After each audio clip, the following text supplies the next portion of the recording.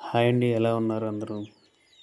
ఈ వీడియోలో మీకు ఒక పాదు కనిపిస్తుంది కదా, జాగ్రత్తగా గమనించండి ఒకసారి.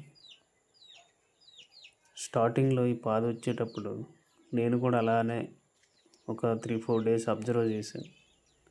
ఏం పాదు అసలు ఇదని. ఇంకా ఆత్రం ఊరుకోబట్టక ఒకరోజైతే మొక్కను పీకేసాను, బయట పీకేసి చూస్తే ఇంకేంటి అడుగున ఒక దుంప ఫామ్ అయి ఉంది రెడ్ కలర్లోని. నాకు అప్పుడు అర్థమైంది అది చిలకడ దుంప అనేసి.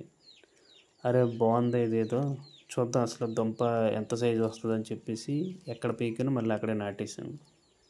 ఇంక దాన్ని అలా కొన్ని రోజులు వదిలేద్దాం అని చెప్పేసి వదిలేసాను. వదిలేస్తే ఏంటంటే అది మొత్తం ఆ చుట్టుపక్కల ఉన్న ప్లేస్ అంతా ఆక్యుపై చేసింది. దీనివల్ల మిగతా మొక్కలు డిస్టర్బ్ అవుతున్నాయని చెప్పేసి ఇంకా ఎంత ఊరితే అంత ఊరుతుందని చెప్పి ఈరోజైతే ఆ దుంపలు హార్వెస్ట్ చేద్దామని చెప్పేసి మా పని అయితే స్టార్ట్ చేసాం. అదిగో అక్కడ చూశారు కదా, వేర్లలా కనబడుతున్నాయి. ఆ వేర్లు పట్టుకొని లాగి చూద్దాం ఒకసారి, ఏమైనా దుంప మనకి బయటికి వస్తుందో లేదో.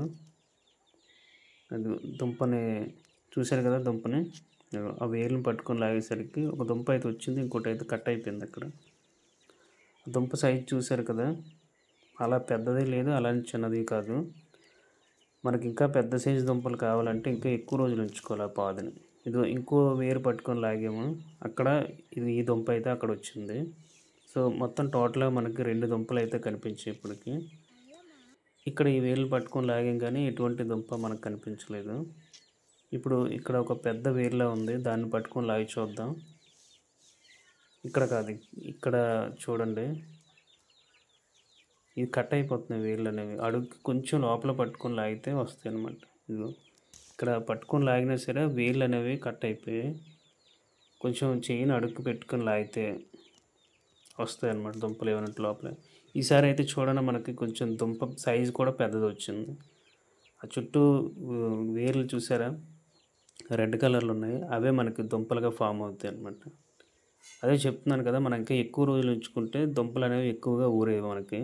కానీ ఏం చేస్తాం, ఇది సరదాగా పెంచుకున్నది మొక్కే కానీ దుంపల కోసం అయితే పెంచలేదు. మనం ఎప్పుడు మార్కెట్లో కొనుక్కోవడమే కానీ ఇంట్లో పెంచితే అసలు ఈ దుంపలు ఎలా వస్తాయో చూద్దామని దాన్ని అలా వదిలేసాం. ఇంకా ఇప్పటివరకు అయితే 3 దుంపలు మనకి బయటకు వచ్చాయి. ఇంకా దుంపలు లేనట్టే ఉన్నాయి మ్యాక్సిమం.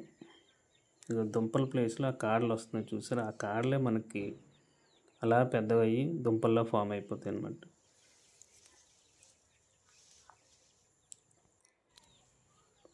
ఇదిగో ఇది ఫస్ట్ది ఒకటి, చూసారు కదా ఎలా ఉందో. ఇది రెండోది, ఆ వెనక సైడ్ ఉంది కదా అది మూడోది అనమాట. మొత్తానికి అయితే 3 దుంపలు వచ్చాయి మనకి. చెప్తున్నాను కదా, అంటే మనకి ఇది కిందన ఎక్కడ నేలపైన వేసుకున్నాం అనుకోండి, అది అలాగా ఈ మర్రి చెట్టు ఓడలాగా విస్తరించుకుంటూ వెళ్ళిపోతుంది అనమాట.